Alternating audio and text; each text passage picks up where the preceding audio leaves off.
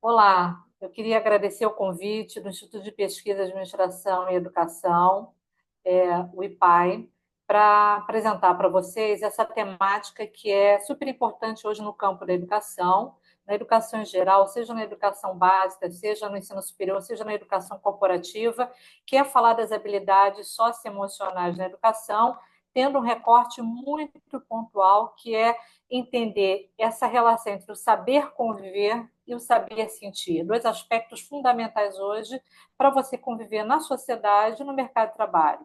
Primeiro eu vou me apresentar, porque é importante vocês saberem quem está apresentando para vocês essa temática, e vamos lá.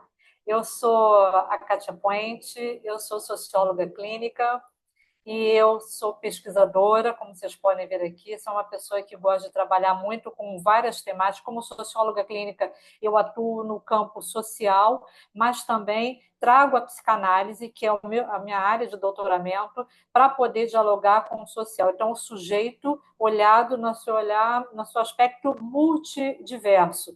Então, nesse sentido, eu vou tentar trazer, inclusive, essa discussão dentro desse diálogo, desse meu campo de conhecimento. Passei muitos anos em pesquisa, então, há mais de 27 anos nesse campo de pesquisa e de estudo, docente, trabalhei na educação básica, então experimentei todas as dificuldades de lidar com essa questão no campo da educação básica, e também sou docente no ensino superior. Como vocês podem ver aqui, eu sou professora da Universidade de Veiga de Almeida, eu trabalho tanto na graduação, formando futuros professores, na pedagogia, nas licenciaturas e também na psicopedagogia e educação especial. E estou também trabalhando como professora e orientadora do programa de mestrado e doutorado, também da universidade, em psicanálise, saúde e sociedade. Além disso, eu atuo como cofundadora, junto com a Mônica Miranda, de uma consultoria que tem uma conexão com a questão uma liderança empresarial, também nesse recorte de autoconhecimento, sobre como é que nós vamos lidar com as nossas formas de lidar com o outro, de dialogar com o outro, a partir da experiência do nosso autoconhecimento. Então, a Objeto 2A vem com essa proposta de expandir o nosso conhecimento de pesquisa e de prática para outros campos do saber e da vida. E também sou membro do Conselho Científico da ABT. E foi através do convite do Dr. João que eu estou aqui apresentando essa temática para vocês. Espero que a gente consiga aprender um pouco mais e trocar experiências sobre esse tema. Bom, é, eu quero iniciar com uma fala que é super importante para todos nós hoje em dia. Educação não é apenas sobre conhecimento acadêmico. Educação, ela é sobre formar seres humanos resilientes e empáticos. E isso é muito importante no contemporâneo. A gente sempre pensa em educação como uma questão técnica, estrito sensu, de transmitir um saber de uma área de conhecimento. No entanto, isso não é suficiente para o sujeito viver em sociedade, viver consigo mesmo numa coletividade. Então, esse ponto de atenção traz a ideia de que a gente tem que aprender a lidar com as mudanças constantes no mundo contemporâneo. O mundo sempre está em constante mudança, alteração, inovação e renovação. Só que nós, às vezes, não percebemos a rapidez com como isso acontece. E quando as coisas acontecem, você tem que estar preparado para isso, principalmente emocionalmente. E você tem que lidar com outro ser humano. Então, você tem que ter uma empatia, tem que entender um pouco da experiência do outro para você também se posicionar a partir dessa relação. Por isso que a educação é um espaço importante para isso. Um outro aspecto que eu queria chamar a atenção agora no início é que quando a gente fala de educação socioemocional, nós estamos falando de afeto. E o que é afeto? Educação é afetar e ser afetado, como vocês podem observar aí na imagem. Você é afetado pelo outro e o outro afeta, é uma relação, né? Afetar é como o que o outro fala, o que o outro pensa, o que o outro faz, chega a você e constitui você, e vice-versa. Então, é nesse diálogo, são nesses laços que o educar também faz parte. ele afeta cada um de nós e também é afetado por esse processo que nós estamos estabelecendo. E não só o educar formal do mundo escolar ou do mundo acadêmico ou organizacional, é o educar como um todo que faz parte da nossa experiência humana. Quando nós estamos falando de habilidades socioemocionais, a gente precisa entender um pouquinho esse conceitual, como é que ele impacta a nossa vida, que estratégias são possíveis a partir dessa perspectiva. Então, a minha proposta hoje de conversa é sobre isso, fazer um panorama rápido sobre conceitos e teorias, fazer uma reflexão sobre os impactos dentro do campo da educação, como um todo, né? Não só na educação, mas na sociedade como um todo, e que estratégias nós podemos usar para desenvolver e estabelecer essas habilidades no nosso espaço. Vamos fazer uma reflexão final, ok? Vamos lá? Primeiro ponto, e a gente traz os teóricos clássicos do campo da educação. A gente não pode esquecer desses teóricos que foram essenciais para nós e são até hoje. Estou falando de Piaget, Vygotsky e Vallon. São clássicos do campo da educação.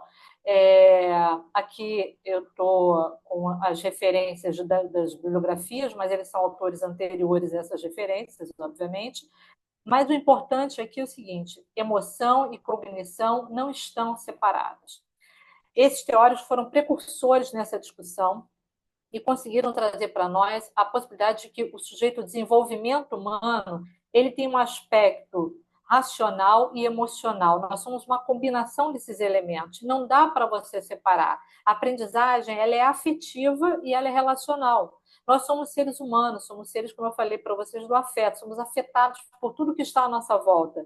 Então, os aspectos ambientais, os aspectos sociais, o outro na nossa vida, ele vai estar sempre impactando as nossas ações e o nosso processo de aprender e de conviver. Então, você não pode pensar todo um processo de aprendizagem que tem o seu referencial inicial totalmente cognitivo, de construção de um saber, sem a emoção. Os dois estão completamente conectados. Por isso que a gente fala muito hoje da questão do nosso autoconhecimento, que é um ponto de referência para qualquer prática que você realize na sua vida pessoal e profissional. Então, esses autores vêm nos trazer essa percepção. A aprendizagem, ela é afetiva e ela é relacional. Então, por isso que as pessoas aprendem com as outras pessoas. Por isso que o nosso processo de aprendizagem não é solitário. Você pode ver se está sozinho, mas aprendendo algo que alguém já fez, por uma mídia, como essa aqui, por exemplo. Uma mídia digitalizada que vai permitir que a minha fala, o meu pensamento chegue até você e você faça suas próprias reflexões a partir disso. Então, emoção e conexão, cognição estão completamente em conexão. Esse é o ponto aqui de atenção desses autores. Outro aspecto que é importante a gente observar aqui é a questão das competências. Quando a gente fala de competências, a gente está falando basicamente de um conjunto de habilidades, conhecimentos e atitudes que nós precisamos ter na nossa vida cotidiana para lidar com os desafios que estão à nossa frente. Mas é interessante a gente observar, pessoal, que quando a gente fala aqui, ó, habilidades importantes para o desempenho real em contextos sociais e profissionais, ou seja, você tem que desempenhar, tem que agir, tem que atuar, viver em situações reais no dia a dia. Seja ele no contexto social, familiar, de coletivos, seja ele no seu aspecto profissional, da sua vida infantil até a sua vida adulta. Essa temática ela ganha novas nuances, novas possibilidades de interpretação. Ela não foi sempre a mesma.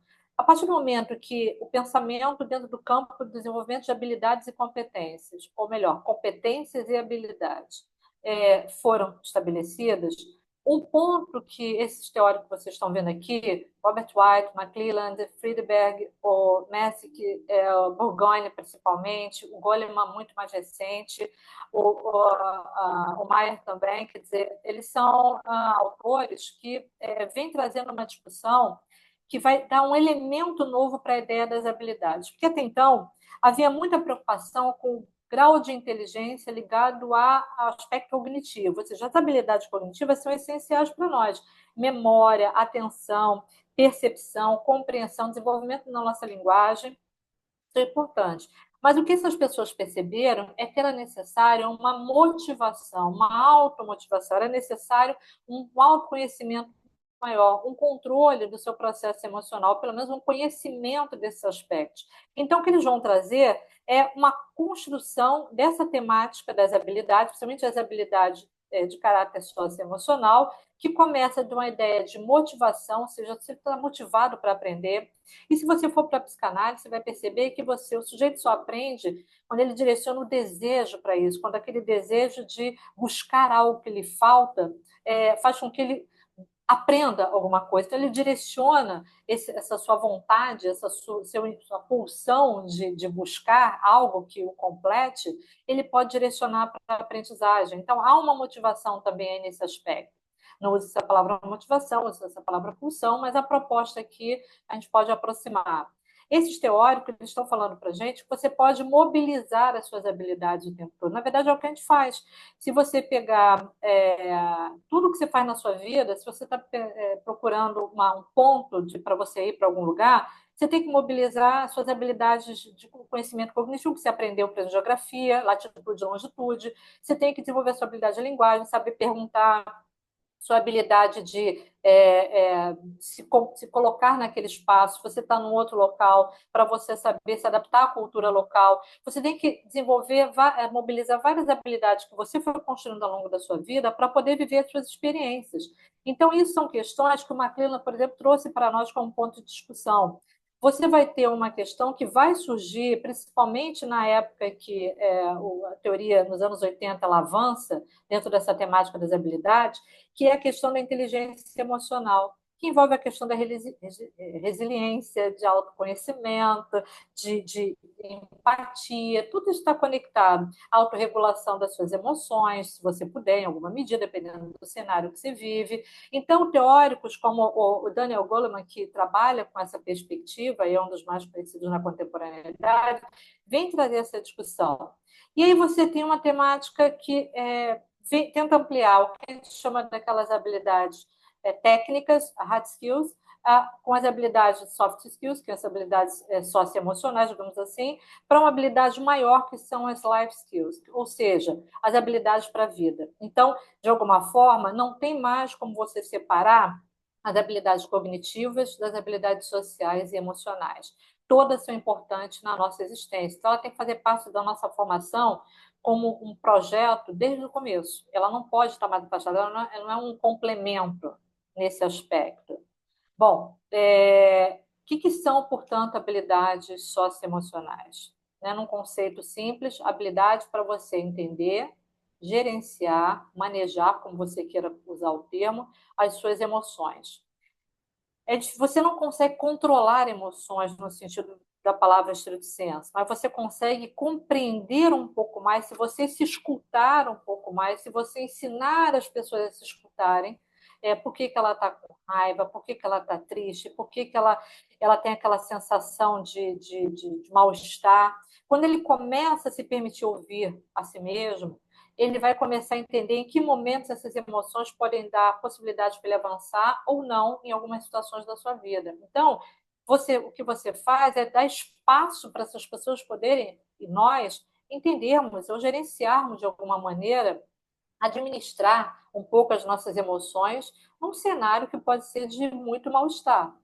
Ou a gente pode, e ao mesmo tempo, esse conceito envolve construir relacionamentos. E como eu falei para vocês no começo, não tem como você viver numa coletividade sem estar com o outro. Esse outro, que são os outros sujeitos como nós, que dialogam como nós nesse campo da linguagem, do discurso, o que nós somos, pensamos, as nossas ideias, as representações, e o outro, cultura, a sociedade como um todo, as instituições sociais. Então, nós nos relacionamos o tempo todo com esses outros. Na medida que a gente se relaciona, nossas emoções elas estão se relacionando, sendo afetadas e afetando nesse processo. Então, todas as nossas decisões, diante desse cenário, precisam ser tomadas com muita responsabilidade.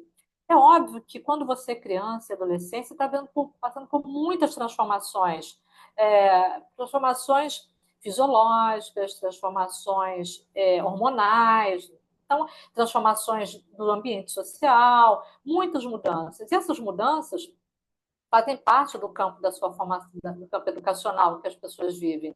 E elas vão estar convivendo com essas mudanças aí o tempo todo. Então, tomar decisões de caráter muito responsável não é um processo automático quando você é criança e adolescente. Você está com um processo emocional muito mais intenso aí estabelecido. Então, você precisa saber lidar com essas experiências dor, frustração, medo, raiva, felicidade, às vezes exacerbada, aquela alegria que às vezes te faz perder a noção do tempo, que às vezes é bom, né? Mas tem que ser equilibrada no momento educacional. Então, você precisa ter aí uma tomada de decisão responsável. Então, na essência, ter habilidade de caráter socioemocional é você conseguir fazer essa percepção emocional dentro do possível e você conseguir construir relacionamentos a partir disso e tomar decisões acertadas dentro desse processo. Essa é uma construção de vida. Ninguém nasce pronto para isso e também você não vai ficar o tempo todo na perfeição dessas habilidades, mas quanto mais você puder trabalhá-las, melhor para você poder ter uma sociabilidade e uma ambiência em qualquer espaço, na escola, na universidade, no seu trabalho, na empresa, para que você tenha condições de tomar melhores decisões, principalmente se você for um adulto. Quando a gente fala, portanto, das habilidades, aqui estão elas, né? O desenvolvimento humano ele é multifacetado, portanto, eu acho que esse é o ponto de atenção. Nós somos pessoas que trabalhamos essas três habilidades aqui o tempo todo. Ela está aqui dentro do nosso ponto de atenção e de referência. Habilidades cognitivas, habilidades emocionais e sociais. Lembrando que as habilidades cognitivas, como eu falei, elas envolvem as questões da memória, da atenção, da percepção, da compreensão. Mas para você ter atenção, compreensão, percepção, desenvolver uma linguagem adequada que não machuque o outro, você precisa, e compreensível para todos, você precisa desenvolver suas habilidades socioemocionais primeiro. Então, elas são fundamentais nesse processo. Quando a gente está falando de habilidades socioemocionais, tem algumas que são centrais. Eu trouxe aqui algumas para a gente poder fazer uma pequena reflexão. Autoconsciência ou autoconhecimento, que é você reconhecer algumas emoções. Você tem que, é importante quando você é criança, trabalhando com crianças, que elas aprendam a entender as suas pequenas emoções. E elas precisam passar por várias emoções. Não adianta você proteger a criança o tempo todo, porque ela precisa vivenciar algumas emoções para poder reconhecer ao longo da sua vida. A ideia da perda, a ideia da frustração, a ideia da felicidade, da alegria. Então, esses elementos todos precisam ser reconhecidos, desde as emoções mais primárias, aquelas que vão se consolidando ao longo da vida. Saudade, melancolia, algumas que elas vão estar vivenciando. Elas vão ter que criar uma casca, literalmente, para poder vivenciar essas experiências, porque senão elas não vão conseguir passar pelas experiências humanas com melhor qualidade. Então, o papel da escola é trazer isso, e ela pode trazer de várias formas, no diálogo, na escuta, na sociabilidade, trazendo experiências nos desenhos, nas animações, tudo que ela puder vivenciar, identificar, para poder também conhecer as suas pequenas, suas emoções mais singulares. Autogestão. Autogestão é fundamental também, quer dizer, a gente fala controlar impulsos, é uma tentativa. A gente nunca controla completamente, mas a gente sabe em que momento nós podemos direcioná-los. Se você está num cenário que as pessoas têm um impulso de agressividade muito grande, você tem que direcionar aquela agressividade para alguma coisa mais lúdica, mais criativa, mais produtiva. Então, os espaços têm que dialogar com aquele cenário. Se você tem um espaço que já é por si só violento, ele não é acessível para que as pessoas possam fazer fluir esses seus impulsos da melhor forma, ele não vai ajudar. Então, os espaços de trabalho, os espaços de sociabilidade, todos eles, na escola, na empresa, na universidade, têm que permitir canais para que esses impulsos possam se constituir, se adequar diante da necessidade de cada sujeito. E aí você começa a fazer uma autogestão da sua rotina e do seu tempo, estabelecendo metas. Não, olha, eu não vou fazer isso, eu não vou falar isso agora, eu vou esperar, eu vou ouvir primeiro para depois falar. Até para você poder construir um processo de encadeamento emocional na sua experiência de vida. Eu coloquei empatia dentro dos dois campos. Apesar da empatia estar sempre sendo compreendida como algo ligado ao emocional, você não tem como completamente captar a emoção do outro, porque ele é muito singular.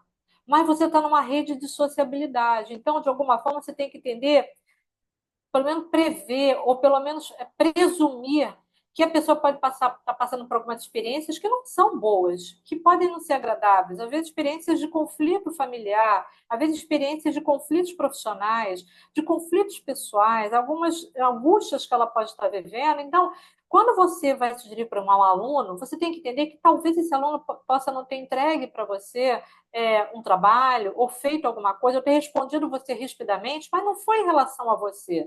Foi em relação a toda a situação que ele está vivenciando e que você, de alguma forma, acaba sendo uma representação. Então, vamos tentar nos colocar no lugar do outro, entender algumas experiências humanas, ou pelo menos tentar presumir algum leque de possibilidades. E aí eu digo, quanto mais você conhece das experiências emocionais dos sujeitos como um todo, que tipo de emoções podem estar confluindo nessa experiência, quanto mais você tem uma visão social, cultural e ética ampla, quanto mais referenciais paradigmáticos você tiver, quanto mais concepções de mundo, quanto mais relativista você for, maiores as possibilidades de você conseguir um processo mais empático. Então, você começa a construir habilidades sociais a partir daí, nesse processo empático. Empático não é ser bonzinho com o outro. Empático é entender a experiência do outro como tão complexa como a sua experiência. Então, quando você faz isso, você está dando espaço para aquele outro ser também um ser de direito, como você também é. Seja ele numa relação aluno-aluno, professor-aluno, empregado-patrão, o processo, a mecânica é a mesma. Então, as habilidades sociais, elas são importantes. Então, você tem exercícios de comunicação não violenta, a maneira como você fala, os excessos de não, às vezes, o tom agressivo, o olhar, a posição, a postura, se tem que ser mais suave. Tudo isso vai fazer uma diferença.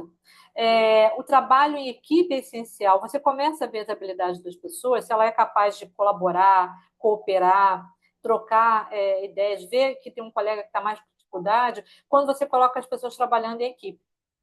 Você começa a observar as condutas e você vai ali entendendo quem tem mais habilidades sociais e quem tem menos. E como é que você desenvolve essas habilidades sociais nas pessoas? Lá no final vou dar algumas sugestões. Tá?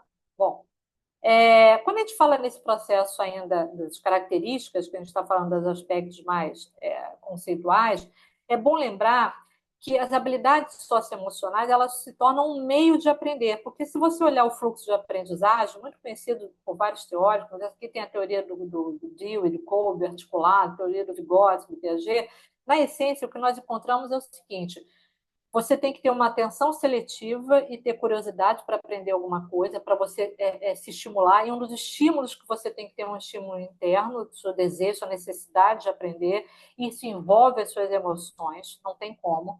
Se você é uma pessoa mais empática para questões sociais, para questões culturais, para questões étnicas, para questões que envolvem o entorno, principalmente na fase da adolescência, você pode ser estimulado a querer conhecer mais sobre alguma coisa associada a isso. Veja que as emoções elas estão permeando o nosso primeiro passo no processo de aprendizagem. Você começa a explorar e fazer descobertas, né? Você quer buscar conteúdos, então você está instigado, desejoso daquilo. Você vai construir significado, você quer interpretar as coisas. Depois você vai tentar aplicar isso, você vai consolidar isso daí, ensinando, falando, se sociabilizando, desenvolvendo as suas habilidades sociais, de trabalhar no grupo, falar para o grupo, apresentar um trabalho, imagine. E aí você vai refletir sobre isso, você vai ver como é que você aprendeu, o que te ajudou a aprender alguma coisa, a aprender e a aprender. Então, todo esse fluxo de aprendizagem, ele está permeado pelo processo emocional e social, ele não está separado, não é puramente cognitivo, está totalmente articulado, a gente não pode deixar isso de lado, observar cada etapa dessa e como é que os aspectos socioemocionais eles estão articulados aí. A mesma coisa, se você olhar aqui esse diagrama aqui do Kolbe, né, que fala sobre o processo de aprendizagem, vocês estão vendo aqui, ó, parte do processo de aprender, né? O emocional é parte desse processo. Normalmente a gente começa com o fazer. Em geral, a gente pensa, vou começar a fazer, experimentar, fazer uma experimentação ativa, quando você trabalha numa aprendizagem experiencial. Mas o sentir é importante. Você ter a experiência concreta, você estar aberto para coisas novas, você jogar o seu medo, às vezes, de lado e tentar experiências novas, se conectar com sensações novas, com cenários novos, com realidades culturais diferentes da sua. você sai do seu olhar etnocêntrico e vai para um mundo maior. Isso tem a ver com as habilidades socioemocionais. Então, aí você faz a roda girar da aprendizagem, tá vendo? Você consegue depois sentir, observar o que você está aprendendo, depois você vai construir conceitualmente, aí todo com as suas habilidades cognitivas estabelecidas, e vai colocar em prática. Então, essa mecânica, ela está o tempo todo no processo de aprendizagem. É isso que eu quero chamar a atenção para vocês nesse primeiro momento aqui do conceitual. Para a gente poder entender também esse aspecto, aqui eu trouxe uma ideia, uma proposta do Peyton, que ele vai falar que nós podemos aplicar, portanto, as habilidades socioemocionais em que aspectos? Não só para reconhecer e gerenciar as nossas próprias emoções, mas também para a gente lidar com conflitos. Então, a gente precisa ter essas habilidades estabelecidas, aprendidas. Nós podemos resolver problemas tendo essas habilidades, como nós falamos agora há pouco. Nós podemos compreender e mostrar empatia pelas outras pessoas. Talvez a gente tivesse uma sociedade menos violenta, menos invasiva, onde as pessoas estivessem com menor grau de sofrimento. O sofrimento sempre existirá, mas você pode reduzi-lo na medida do aceitável dentro de uma coletividade. Estabelecer relações positivas, ou seja, sempre propor que tudo tem um fim possível, uma solução, uma viabilidade, para poder dar esperança e projeção de futuro, principalmente para a nova geração. Quando você trabalha com jovens, isso é super importante. Você tem que ter um projeto para um futuro para eles, senão eles vão se perder nesse presente. E aí você pode ter um adoecimento dessa geração. Tomar decisões seguras e éticas e definir e atingir as metas que você precisa ter. Tudo isso pode ser feito a partir das suas habilidades socioemocionais. Veja como é importante você desenvolvê-las. Bom, se você vem para a BNCC, a Base Nacional Comum Curricular, ela já integra o socioemocional como parte do desenvolvimento integral do sujeito. E não é apenas um apêndice, ela tem que ser parte, a proposta ela tem que estar no currículo, ela tem que estar como um projeto de vida. Daí a proposta de projeto de vida que o PNCC traz. Ela tem que estar como ética de convivência, tem que estar no meio do espaço lá da educação, das relações que acontecem naquele espaço de sociabilidade.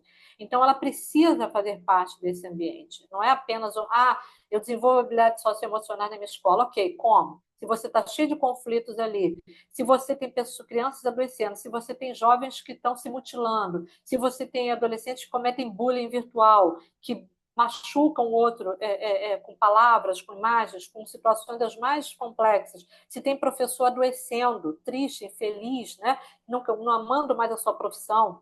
Então, se você tem um funcionário que não está confortável mais, se você tem um crescimento, estatísticas já mostram crescimento de burnout que acontece nos espaços profissionais. Então, tem uma coisa aí que não está funcionando. O socioemocional não está sendo trabalhado de fato nesse espaço. Então, o autoconhecimento e autocuidado é essencial.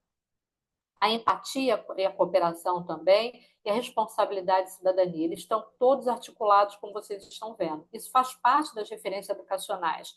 Então, qualquer aprendizagem que aconteça no espaço educacional, seja em que nível for, em que instituição for, ela precisa trabalhar esses três elementos o tempo todo, seja no ambiente, seja no currículo, seja na relação cotidiana de sala de aula ou de espaços de convivência que vocês queiram estabelecer.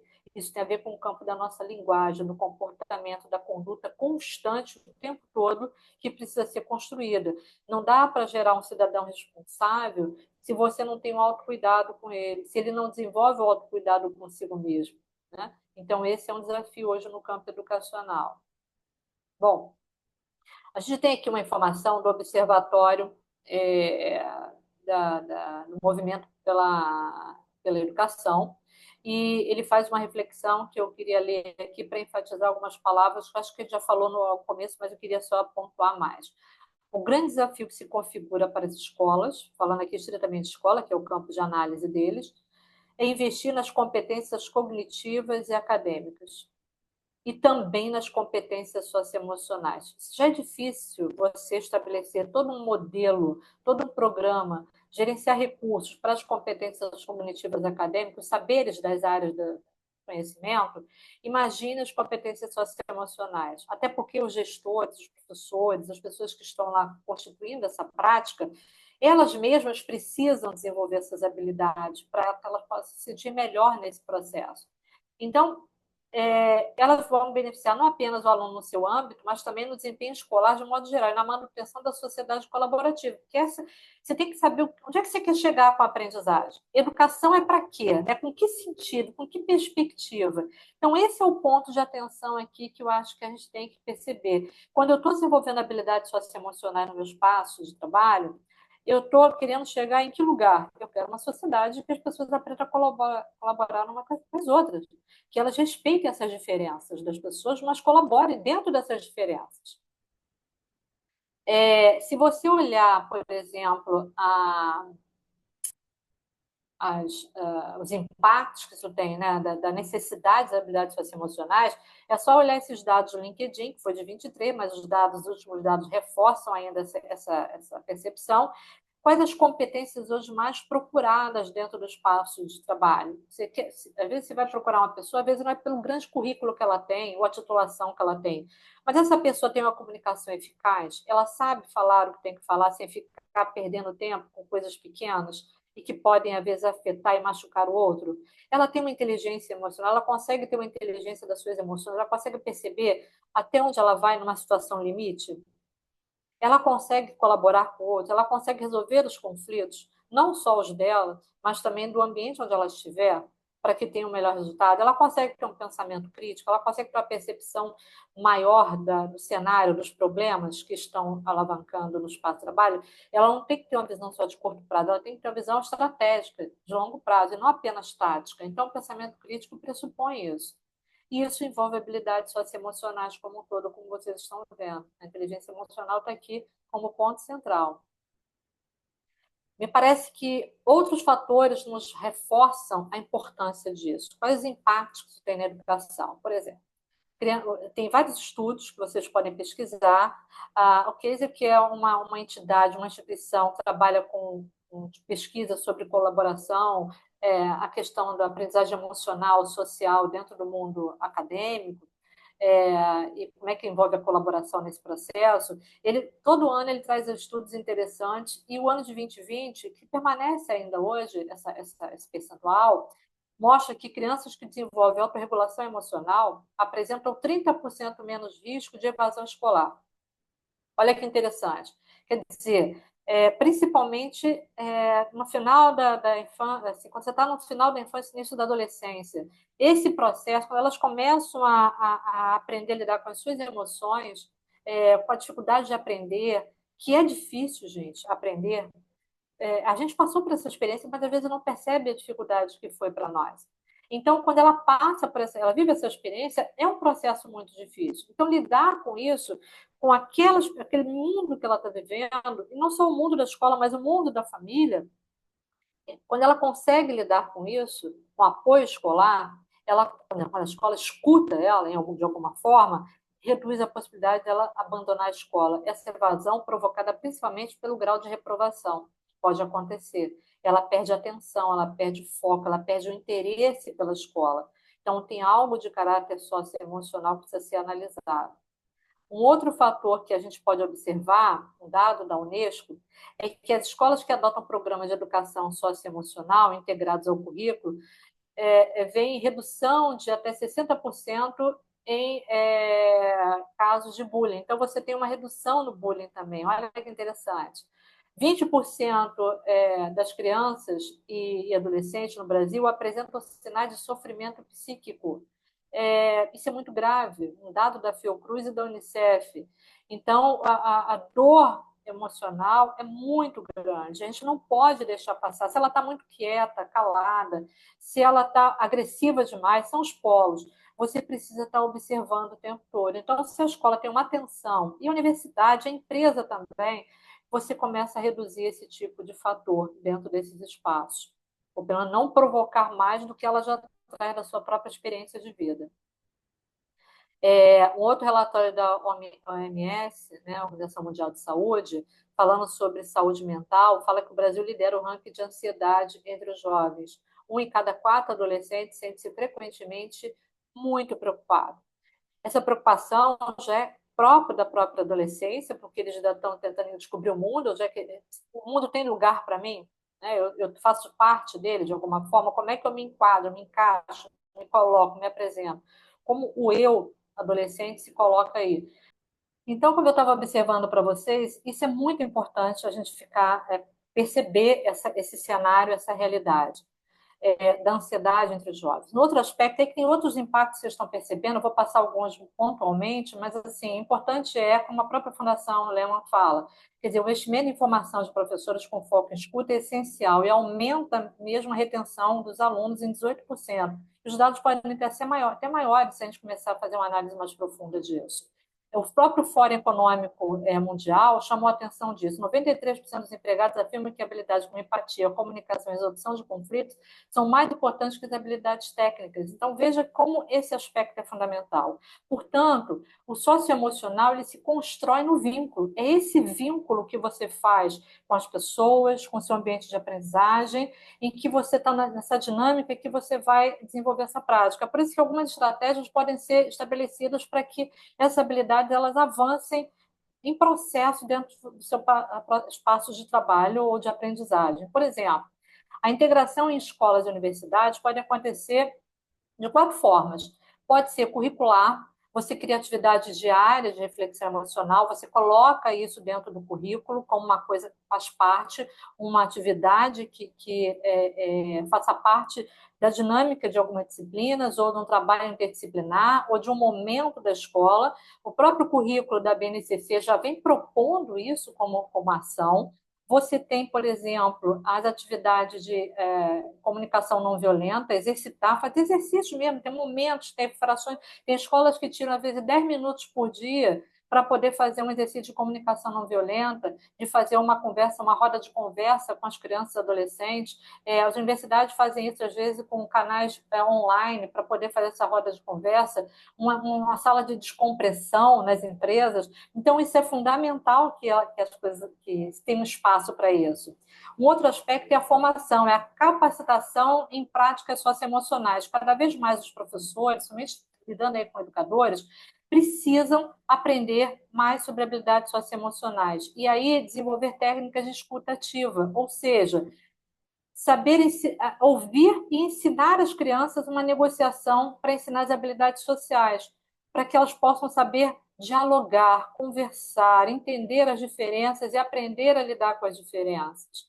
É preciso também, um outro aspecto, construir um ambiente que seja colaborativo, ou seja, quanto mais projetos em grupos que você tiver, quanto mais rodas de diálogo você tiver, quanto mais oficinas de resolução de problemas em equipe, melhor. Isso vai fazer com que as pessoas se conheçam mais, aprendam nas suas diferenças e exercitem suas habilidades sociais e emocionais. Você só aprende isso na prática mesmo, não adianta só na teoria, falar o que é, ela tem que exercitar. Você faz o autoconhecimento. Em algumas instituições, você tem práticas de mindfulness, onde a pessoa aprende a respirar antes de iniciar uma aula, se equilibrar, meditar um pouquinho, para poder se reconectar e, a partir daí, conseguir fazer as suas ações. Então, você vai identificar emoções para você se fortalecer na sua autogestão. Nesse momento eu estou bem para fazer isso, no outro momento eu não estou. Então, tem algumas atividades que vocês podem executar em sala de aula, por exemplo, na escola ou na universidade. Criar uma cultura institucional que valoriza as emoções, fundamental. Né? Escutar. Disponibilizar recursos materiais e tempos para práticas socioemocionais, somente na posição de gestor e liderança. Tem que ter recurso, tem recurso para um computador, para um tablet, tem que ter recurso para alguma atividade, alguma dinâmica, um jogo, uma ação, um exercício, uma peça de teatro que envolva essa discussão, que as pessoas possam se colocar.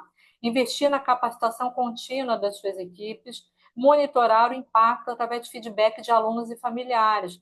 Tempo em tempo, procurar saber como é que as pessoas estão lidando com as suas emoções, como é que isso está chegando, se as falas que acontecem no espaço educacional, elas estão tendo impacto positivo na aprendizagem, fazer medições mesmo, fazer análise, entrevistas, para você poder avaliar se o seu ambiente está um ambiente saudável para você, para a sua equipe, para os seus alunos, de forma que todos possam compartilhar melhor essa aprendizagem. Promover rodas de conversa estruturadas, acompanhar projetos de vida com escutativa, mediar conflitos com empatia, olha que legal, desenvolver formação continuada com base em casos reais, ou seja, ensinar para os docentes situações conflituosas que vêm acontecendo nos espaços educacionais e usar como base para poder construir novas ferramentas para lidar com as mesmas situações. Então, a gente pode sim ter soluções, se a pessoa conseguir aprender mais sobre elas, né? E se colocar no lugar, principalmente num cenário de aprendizagem. Eu trouxe aqui, vocês vão ter esse material gravado, várias experiências que vocês podem lidar. Por exemplo, simulações de situações sociais. Os alunos praticam como lidar com críticas, pedir ajuda e expressar opiniões. Pode também incentivar projetos interdisciplinares que exijam habilidades sociais, por exemplo, feiras científicas em dupla, onde um tem que ajudar o outro a montar, a construir, a falar. Teatro colaborativo. Por exemplo, como é que você vai pedir ajuda a um colega? Fazer um teatrinho rápido sobre essa temática, como reagir a uma crítica sem brigar. Se você coloca isso no debate e você teatraliza, você consegue ensinar os crianças e adolescentes, até os adultos, a como lidar com esse cenário.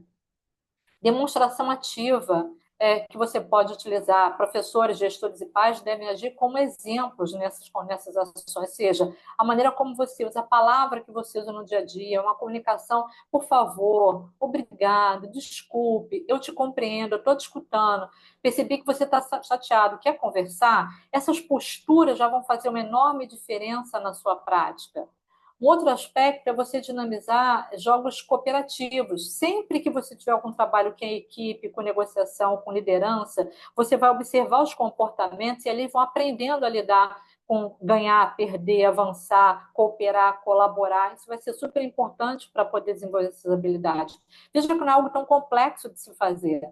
Feedback construtivo, destacar comportamentos sociais bem adequados, né? Quando tem, faz um feedback sempre que a pessoa tem um comportamento que é colaborativo, positivo para o grupo, destaca isso. Rotinas diárias de interação. Por exemplo, tem escolas que reservam 10 minutos por dia para compartilhar sentimentos ou novidades no início da aula.